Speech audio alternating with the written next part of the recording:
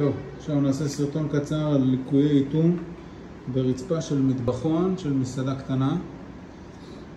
אנחנו פתחנו פה כי היה נראה לי שהעסק הזה לא נהייתם כמו שצריך. אחרי שפתחתי כאן וראיתי שיש חור, ואז הבנתי שיש לנו כאן בעיה. אז מה שהולך פה זה ככה זאת הייתה הרצפה. אפשר לראות שעשו איתום ברצפה, ולפני שהאיתום אפילו התייבש זרקו עליו סומסום מבלי הגנה ובלי כלום. צריך לחכות שהאיתום יתייבש, ואז לשים איזושהי הגנה על האיתום הזה, ואז אחר כך אפשר לרצף מעליו.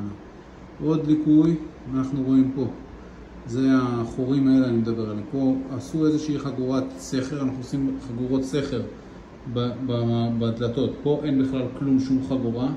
פה עשו איזושהי חגורה אבל העבירו דרכה דברים, ואז המים שמצטברים פה הם עולים, מוצאים חור ומתגלשים כלפי מטה.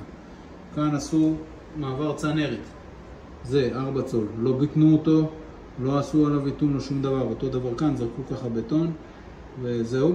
ומה שהדבר הכי חמור פה זה שבעצם עשו קיר גבס.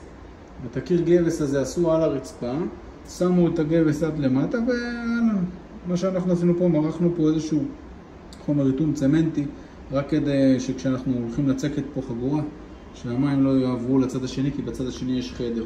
אבל הדבר הזה כשהוא עובד זה שמח. עוד כשל, זה לא שמים פיצולים של אינסטלציה ברצפה של חדר רטוב. כשהפיצול הזה ינזל, מה יעזור לנו?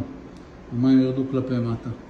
אז יש לנו בעיקר את זה, שאין לנו חגורה, את הפרט של איך עושים קיר גבס בחדר רטוב. אפשר לעשות כזה דבר, אבל צריך כמובן לצקת חגורת בטון, אותה לאטום, ואז עליה לשים את המסלול הזה, לשים בחלק העליון שלה, והפלטה של הגבס יורדת ובעצם עוברת על האיתום.